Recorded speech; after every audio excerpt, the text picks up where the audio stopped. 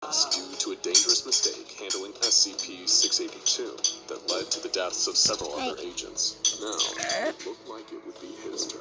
The doctor explained his mission to him: explore the staircase, gather data, help us find out exactly what we're dealing with here. If you come back alive, there may even be a promotion for you. And with that promise, D-8432 was given his loadout, a 75-watt flood lamp with battery power capable of lasting 24 hours, an audio headset, and a handheld camcorder fitted with a transmission stream, and an audio headset that would allow him to communicate with Dr. Bright. D-8432 was then pushed through the door in hallway 3B and out onto the staircase. According to declassified Foundation files describing the staircase, SCP-087 is an unlit platform staircase. Stairs descend on a 38-degree angle for 13 steps before reaching a semicircular platform of approximately 3 meters in diameter. Descent direction rotates 180 degrees at each platform. The design of SCP-087 limits subjects to a visual range of approximately 1.5 flights. But in D-8432's mind, unlit really didn't seem like the right word.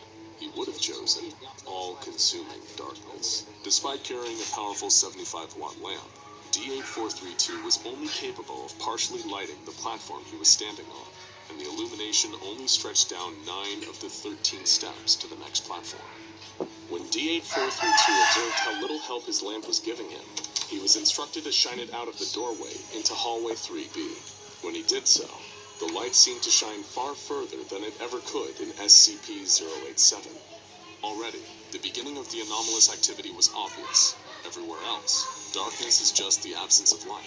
In SCP-087, darkness eats light.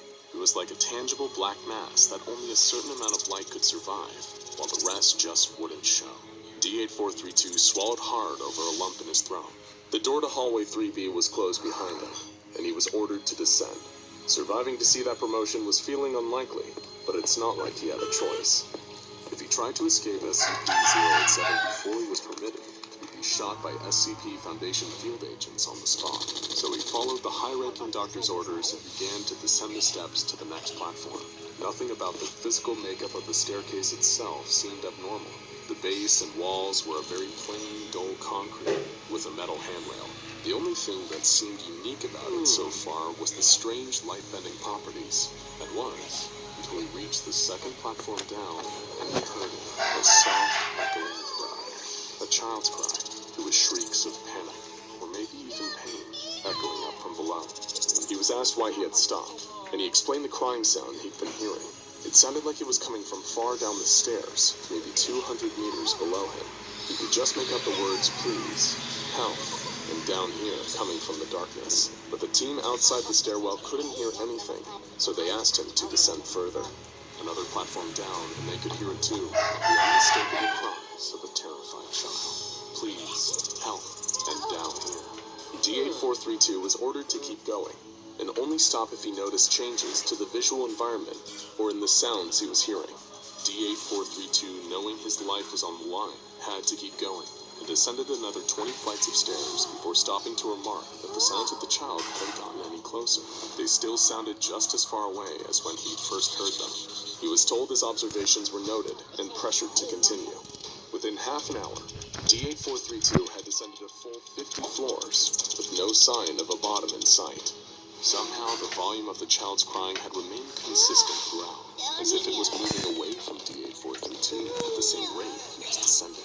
At this point, D-8432 reported that he was feeling uneasy. The doctor said that this was understandable, given the circumstances. He'd been watching what little there was to see over a live video feed the entire time, and something about the truly bottomless nature of the staircase and the ever-elusive crying was undeniably eerie. But things were about to really take a turn for the worst. As D-8432 stepped forward towards the next set of stairs, he froze. There was something on the platform below him, barely illuminated by the light of his 75-watt bulb. It was a face, vaguely human in size and shape, but with a few terrifying differences. It had grayish skin, and no mouth, nostrils, or pupils. And yet, D-8432 could feel that this thing was making eye contact with him. He couldn't move, trapped in the thing's piercing gaze. In an instant, the face jerked forwards, suddenly only about a foot away from D-432's face, eyes staring into its eye. D-8432 screamed and ran, scaling all 50 flights in an astonishing 18 minutes before charging out into hallway 3B. There, he collapsed from the exhaustion and the fear of what he'd just seen. Upon reviewing the footage, the strange face was designated SCP-087-1. Fascinating. It was time for a second experiment. The doctor just had to know more. The second test subject was D9035, a 28-year-old male with a history of aggravated assaults against women. He was given the same loadout as his predecessors, except this time, with an even more powerful 100-watt bulb. He was also given 100 small LED lights that had adhesive backs and a battery life of approximately 3 weeks, which they intended to permanently illuminate SCP-087. However, despite the extra wattage of his bulb, he still couldn't illuminate beyond the 9th step. SCP-087 wouldn't allow it. Having no ideas of the horrors that lurked below him, he descended on the doctor's orders and began fixing the LEDs to the walls of each platform he passed. The LED always illuminated the landing, but the light couldn't pass the first step on either side. The flights of stairs themselves would remain in perpetual darkness. After the second flight, D9035 noticed the same crying D8432 had heard and became uneasy. Just like before, as D9035 descended, the volume of the crying didn't seem to increase, as if for every step he descended, the source of the crying descended 1 and 2, keeping them at a constant 200 meters apart. Still, he was ordered to continue his descent and the placing of LEDs even as his paranoia grew.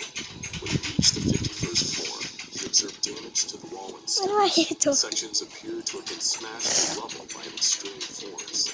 As he descended past the broken step, he only felt his fear, anxiety, and paranoia grow. The doctor made note of the fact that SCP-087 seemed to cause instances of anxiety and terror in its occupants, even before they encountered SCP-087-1. As D9035 reached Platform 89, a full 350 meters under the initial platform, he stopped dead in his tracks and saw something staring up at him from the platform below. That same terrible gray face, those dead, white eyes. He was encouraged to stay calm and try to get better footage of the face, but it charged for him, and D9035 ran for his life. He ascended the staircase at a staggering pace, even passing out from exhaustion and remaining motionless for 14 minutes halfway. When D9035 finally gathered the strength to get up, he scrambled back to hallway 3B and fell into a state of catatonia. He remains unresponsive to all external stimuli to this day, just staring off into the distance with a haunted expression, almost like he's still there in the hallway. The doctor wanted to conduct one more test before he ordered SCP-087 shut off from the world forever, and it was the most terrifying of all. The final subject was D9884, a 23-year-old woman with a history of depression and use of excessive force. The doctor had hoped that D9884 would travel the deepest yet, and so he gave her the additional supplies of a backpack containing 3.75 liters of water, 15 nutrient bars, and 1 thermal blanket. As far as the Foundation was concerned, she was in this for the long haul, but none of them had any idea quite how right they were. When D9884 entered SCP-087, all the lights from the previous expedition had disappeared. Still, she was ordered to go deeper. She heard the crying of the mysterious child, if it was even a child at all, and again she was ordered to go deeper. At the 496th landing, even as D9884 seemed to slip into a state of mortal terror, once again she was ordered to go even deeper. Every moment, he was hoping to get a better look at the face of SCP-087-1, and when D9884 finally broke and fled back upstairs, he did. The face appeared, but this time, it was mere inches behind her, staring directly into the camera with its blank eyes, startling even this veteran of the supernatural. The face appearing caused D9884 to panic and flee, but instead of going back up the stairs to safety, she went deeper down the staircase in an attempt to escape it, deeper and deeper and deeper, until her video feed cut out. D9884 was never seen again. In the aftermath of the tests, the SCP was classified as Euclid. It may have been dangerous, but at least it was easy to contain. The door to hallway 3B was replaced with one made out of reinforced steel with an electro-release lock mechanism. It has been disguised to resemble a janitorial closet consistent with the rest of the building. lock won't release unless a classified number of electrical volts are applied, while the key is turned counterclockwise, and after a few inches of foam insulation were applied to the inner side of the door.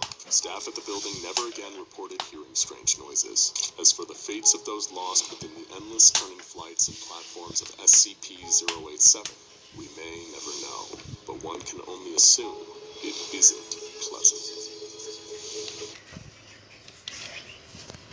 Thank you for the sun.